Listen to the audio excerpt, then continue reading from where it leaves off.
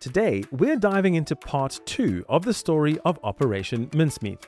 So if you haven't already heard the first part, I'd suggest you first go back and listen to that one. Right, let's get the formalities out of the way, and then on with the show.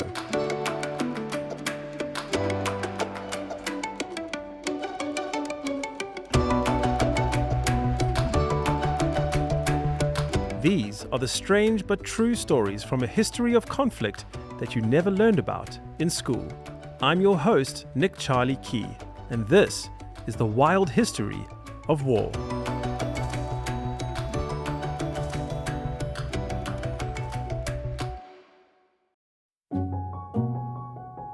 If you aren't already a Patreon supporter, but you are already hooked on these wild, weird, and unbelievable true stories from wartime history, well then you're going to love what I have in store for you.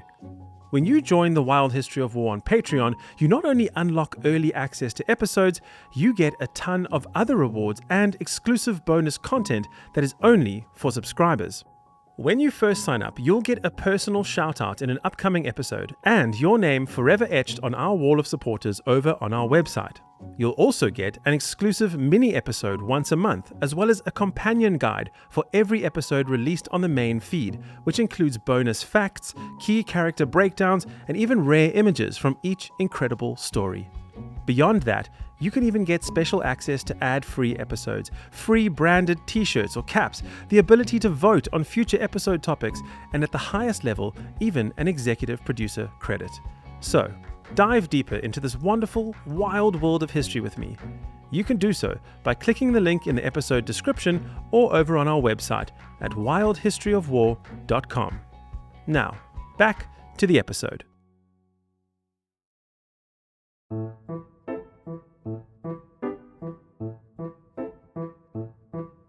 It was very early in the morning on the 17th of April, 1943.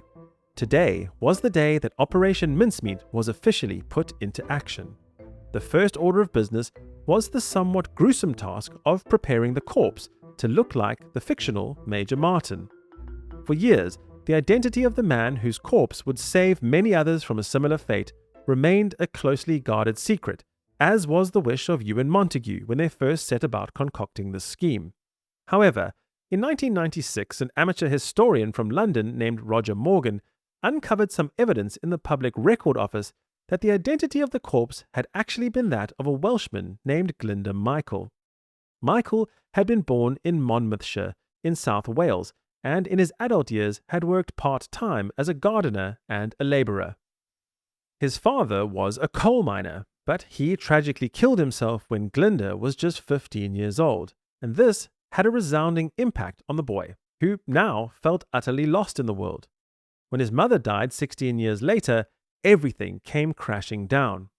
Homeless and without any friends, he fell into a deep depression, and needing some money to get by, he made his way to London, where he began living on the streets. A few years later, Michael was found in an abandoned warehouse nearby to King's Cross and was incredibly ill and in a considerable amount of pain after accidentally eating rat poison that contained phosphorus. Well, he was rushed to St. Pancras Hospital, but just 2 days later, he was pronounced dead. It has been speculated that he too had taken his own life, but it might simply have been a truly unfortunate accident after it was discovered that the rat poison had been mixed into a paste-like substance and smeared onto some bread crusts in order to attract the rats. A hungry man, down on his luck, might not have stopped to ask any questions when he found some bread just lying around on the floor. And while all of this was a truly tragic end to a man who had suffered for a large part of his life, the manner of his death lent itself to the necessary narrative that the men were trying to portray. Because of the way the rat poison eventually kills you, it causes what is known as a pulmonary edema, essentially an accumulation of large amounts of liquid in the lungs, which to an unsuspecting Spanish or German coroner would present the exact same manner of death as a drowning victim. Now, when Purchase, Montagu, and Chumley arrived at the morgue that fateful morning, ready to prepare the body, they immediately encountered a snag. The corpse's feet had frozen solid. Try as they might, they could not get the boots onto the icy feet, and so brought in an electric heater, placing it nearby, just enough to defrost the feet, making them malleable enough to slide the boots in place. The documents, extra papers, love letters, and all other manner of so-called pocket litter was placed in the jacket pockets, and finally, the briefcase was attached to his arm. Now, once everything was ready to go, the body was placed in a specially designed canister filled with 20 pounds of dry ice and then sealed up tightly. They placed the canister in the back of a van and had their driver, an ex-motor racing champion by the name of St. John Horsfall, drive them through the night to West Scotland. Once it arrived, it was swiftly unloaded and taken on board a submarine named the HMS Seraph. The submarine's captain, Lieutenant Bill Jewell, was the only man who was allowed to know the contents of the canister.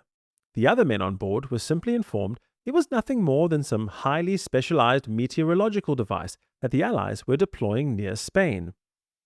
They stealthily made their way to the Spanish coastline, but all of their hard work was almost undone when, on 2 separate occasions, they were targeted with bombs, both times narrowly escaping being blown up. But on the 29th of April, they arrived just off the coast of Huelva. They spent a day surveilling the surrounding area, and at 4:15 a.m. the next morning, they were ready to go.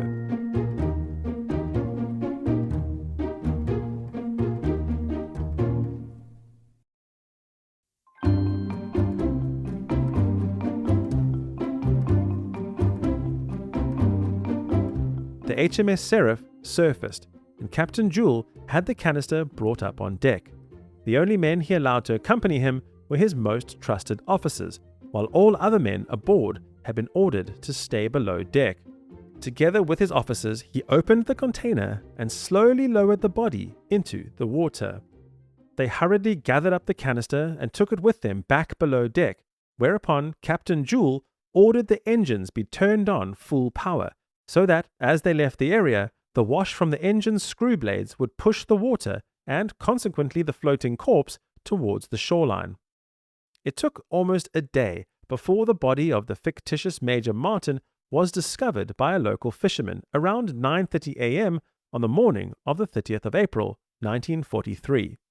It was brought aboard his small fishing boat and delivered to a regiment of Spanish soldiers in the town of Huelva before being handed over to a naval judge. The Spanish authorities, true to their proclaimed neutral status, alerted the local British vice-consul that a body with an attached briefcase had been found. 2 days later, the vice-consul, Francis Haselden, attended the official autopsy. He was entirely up to speed with the plot and played his part to perfection. In order to minimize any risk of the 2 Spanish doctors discovering anything amiss, let alone that the corpse was in fact 3 months old, Haselden made a great show of finding the whole procedure overwhelming and stifling. He soon asked the doctors if, in the heat of the day and with the frankly terrible smell of the corpse, if the doctors shouldn't hurry up and bring the post-mortem to a close, and rather join him for a lunch somewhere out in the fresh air. Being that it was midday already, the doctors hastily agreed, and signed the death certificate stating that Major William Martin had died from drowning in the sea. In an unexpected turn of events, both the body and the briefcase were offered to the British vice-consul to take into his own possession, and thanks to some quick thinking and continuing his play acting from earlier, he said he couldn't possibly stand to take possession of such a thing, and that they should rather keep it, and then he would arrange for it to be sent back to England via the official channels. Quick thinking, which bought the plot the time it needed to work. Officially, he reported the discovery to the relevant parties back home in England, and this set into motion a series of supposedly encrypted diplomatic communications from the British, which had in fact all been pre-scripted for just this very purpose. Everything so far was going exactly to plan. The communications had intentionally been weakly encrypted, and so the Germans cracked them fairly easily, reading with delight the messages supposedly urging the vice-consul to go back and retrieve the body as soon as possible, as it contained some very important information that would be absolutely devastating should it fall into the hands of the Germans. Now I can just imagine the frenetic hustle as the Germans scrambled to make sure that the body was secured.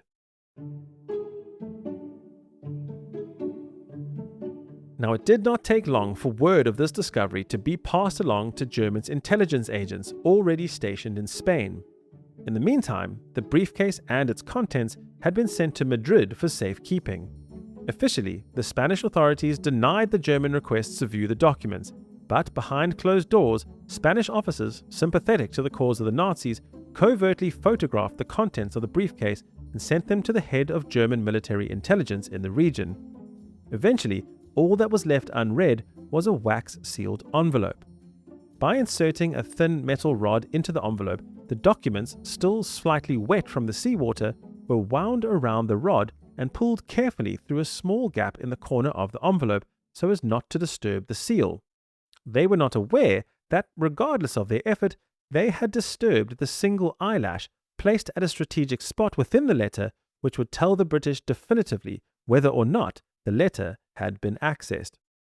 All the German agents knew was that whatever they were about to read was something very important to the British. What they found truly astonished them. The corpse that had washed up was evidently a courier carrying some deeply personal and important documents from one high-ranking British commander to another. What a stroke of luck, they thought. Now, as mentioned in the last episode, the letter spelled out in no uncertain terms that the Allies intended to launch an invasion force across the Mediterranean from their military positions in North Africa, culminating in an all-out attack on the German-held territories of Greece and Sardinia. It wouldn't take long before the British intercepted a German communication urgently warning the German High Command that the Allies intended to invade the Balkans with a planned fake attack on Sicily as nothing more than a feint to draw away German defenders. Once this message was cracked by the code breakers at Bletchley Park, a message was sent to Winston Churchill that simply read, "Mincemeat swallowed, rod, line and sinker by the right people, and from the best information, they look like acting on it." The ruse was not fully over yet, and Montagu, having thought through every possible angle, even went a step further by adding the fake Major Martin's name to the published list of British casualties, which appeared in the June 4th edition of the Times. Rather fortuitously for the operation as a whole, the same day as this was published, the names of 2 other officers were also recorded as having met their end when their plane was tragically lost at sea, as well as another report of a film star turned fighter pilot having been shot down by the Luftwaffe in the Bay of Biscay. These coincidental stories added credence to the theory that Major Martin could have been involved in one of these incidents himself, or at the very least, something very similar. As meticulous and prepared as they had been, neither Montagu nor Cholmondeley could quite believe just how smoothly the operation was running. But would there be an unexpected sting in the tail? Well, we're going to take a short break, and when we return, we're going to find out just how Hitler himself reacted to this remarkable discovery.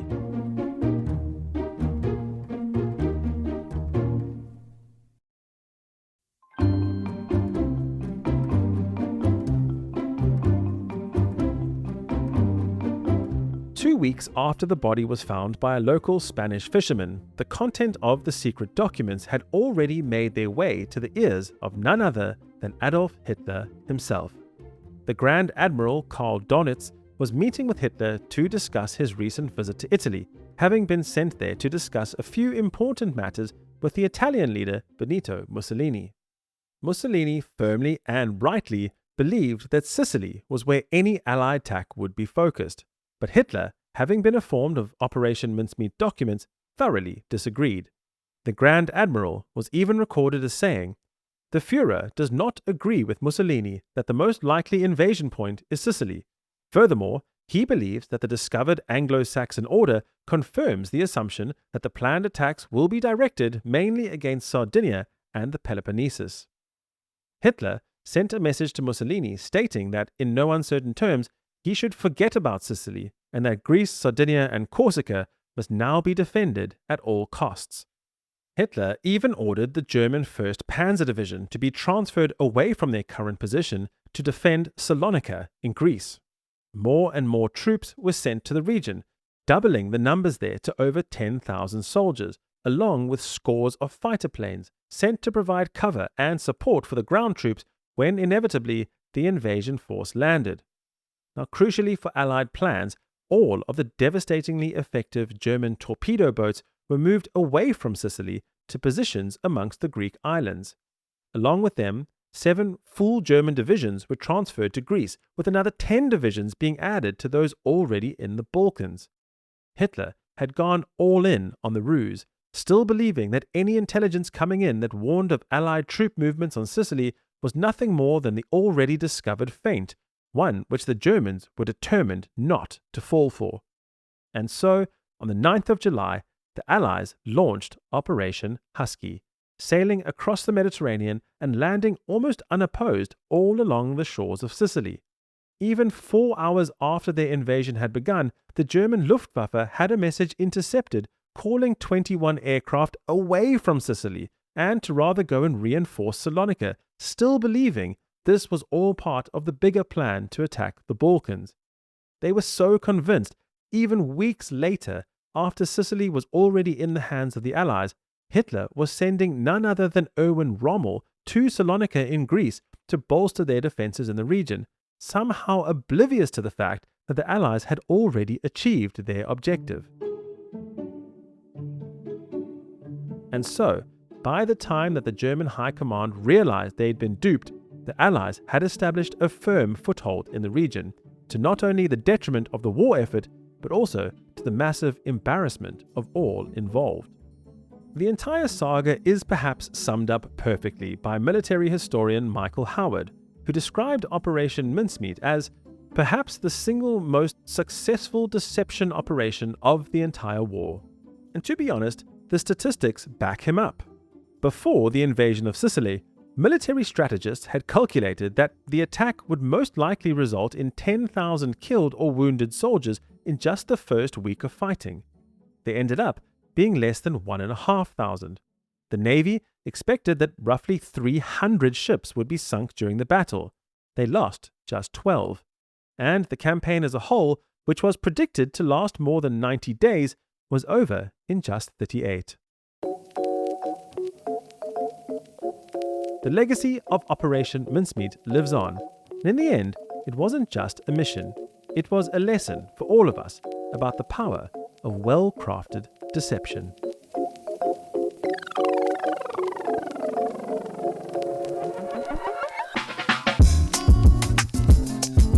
Thank you so much for listening to The Wild History of War.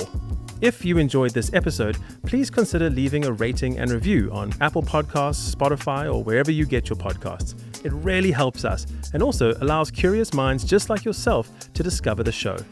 Well, this podcast is written, hosted, and presented by me, Nick Charlie Key. You can keep up with everything we're doing by joining our communities over on Facebook, Instagram, X, and Discord. All of the links are in the show notes or on our website. If you're hungry for more strange tales from history, why don't you check out my other podcast, The Fantastic History of Food. Strange but true stories from history that in some way involve food. Until next time, thanks for listening.